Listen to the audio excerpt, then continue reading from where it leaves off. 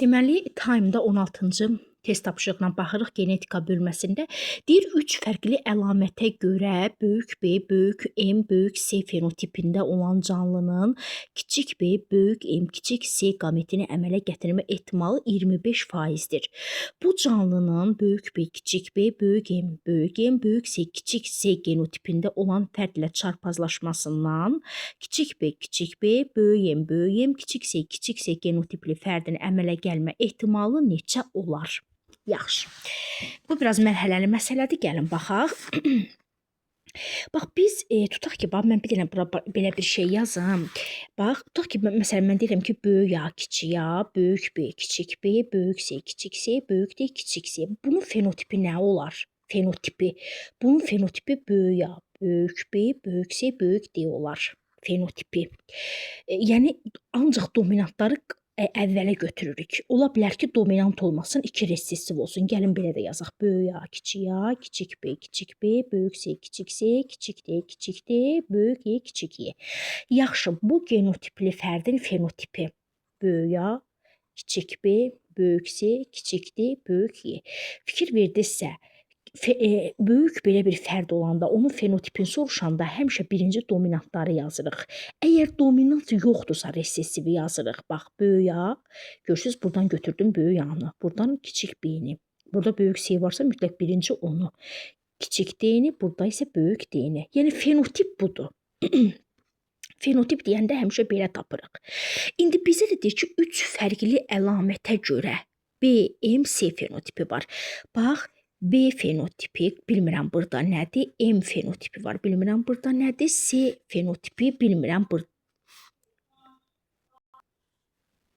Deməli, mən, bax, bunu verib bizə böyük M, böyük M, böyük B, böyük M, böyük C fenotipi. Mən bax, bilirəm, bax, fenotip budursa, amma bilmirəm axı, bax, burada böyük B də ola bilər, kiçik B də ola bilər. Burada böyük M də ola bilər, kiçik M də ola bilər. Burada böyük C də ola bilər, kiçik C də ola bilər. Mən onu bilmirəm. Onu tapmaq üçün mənə yəqin ki, ipucu verir. Digər tərəfini oxuyaq məsələlər. Hə, deyir ki, 3 fərqli əlamətə görə böyük M, böyük M, böyük B, böyük M, böyük C fenotipində olan canlının, aha, bax bu qameti kiçik B, böyük M, kiçik C. Bax bu qamet əmələ gəlibsə, deyir bu qameti əmələ gətirməsi ehtimalı 25%-dir. 25%-dir. Bax, əgər bu qameti əmələ gətirmə ehtimalı 25%-dirsə, bu kiçik B hardan gələ bilər ki? Burada olub ki, qametə düşüb də, deməli bu böyük B-dir. Bu böyük C-dir, ha, mən bunu... Aha, bu kiçik C-dir. Bunu elə yazım ki, kiçik C-dir, bu kiçik C-dir. Kiçik C. Aha, bu böyük M bura gəlib düşübsə, deməli bura olub böyük M. Bu kiçik C də bura düşübsə, deməli bura kiçik C olub da. Burada olub ki, genotipdə olub ki, qametə düşüb. Bir də buradan nə açar söz tapıram? Bu açar deməkdir. Bu 25% elə belə verməyib. Deməli, bu 2 tip qamet əmələ gətirir. Daha doğrusu, üzr istəyirəm, 4 tip qamet əmələ gətirir ki, onun bu bir dənə cəmi qameti 25%-dir. Niyə görə? İndi gəlin baxaq. Mən bax deyərdiniz ki, nə bildiniz müəllimə, burada böyük M-dir, bəlkə kiçik M idi, bəlkə digər qametlərə elə kiçik M düşmüşdü, niyə bildim? Çünki artıq bunu ki, dəqiq bildim ki, burada kiçik B-dir, vəssalam. Bundan sonra nə qədər hərf olur olsun, bax bu bir dəfə böyük B ilə başlayan qamet verəcək, bir dəfə də kiçik B ilə başlayan qamet verəcək. Həm də mən artıq bunu da dəqiq bildim, axı burada da kiçik C-dir qamətə düşübsə. Deməli, bu ümumi genotip 4 tip qamet verəcək. Çünki 2 dənə heterozigot var. 2 üstü n ilə hesablayanda 2 üstü 2 bərabərdir 4. Və o 4 qametin, artıq 4 qamet verəcək deyə burada kiçik M olsaydı 2 üstü 3, 8 qamet verməli idi.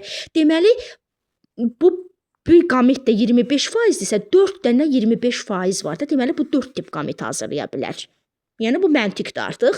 Və bunun mən bax qameti alsam, ikisi böyük B ilə başlayan qamet olacaq. Biri böyük B, biri böyük M, biri böyük C, biri böyük B, biri böyük M, biri kiçik C, biri kiçik B, böyük M, böyük C, bir dənə də kiçik B, böyük, bax kiçik B, böyük M, kiçik C. Oldu 4 dənə qamet. Cəmi 4 qamet. İkisi B ilə başladı, ikisi də kiçik B ilə başladı.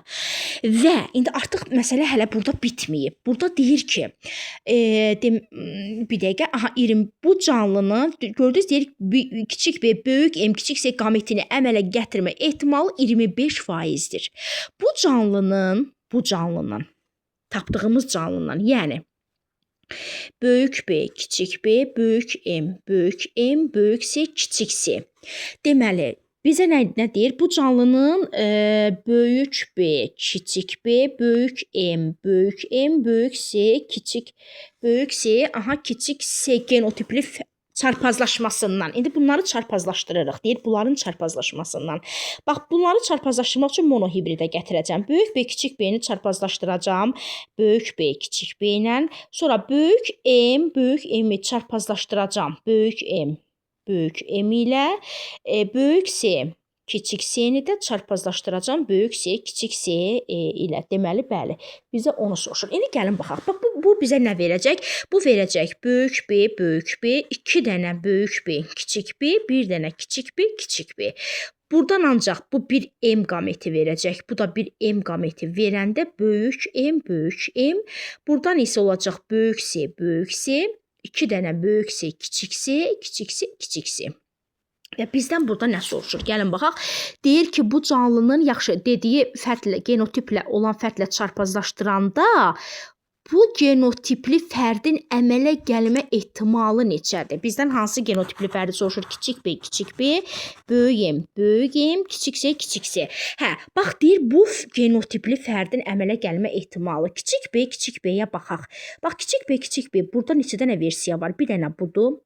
2 dənə bundandır, bir dənə də bundan. Cəmi neçə dənədir? 4 dənə. 4-dən neçəsi kiçik B-dir? 4-dən biri kiçik B-dir. Bunu saxlayaq yadda. Böyük M, onsuz da bir dənə də olacaq. Bir dənə elə böyük M. Kiçik C ehtimalına baxaq. Bax, burada neçə versiya var? Nə qədər ümumi qamət var? Bax, biri bu, ikisi bu, biri də bu. Ümumi 4-dən bir dənəsi kiçik C-dir. 4-də 1, kiçik C. Və bunları bir-birinə vuraq. 4-də 1, kiçik B vurulsun bir dənə böyük M, vurulsun 4-də 1, kiçik C bərabərdir. 4-də 1-i 4-də 1-ə vuraq. Bu 1 zaten 1-dir. 16-da 1 cavabımız olacaq. 16-da deməli 1, yəni burada cavab olacaq C variantı.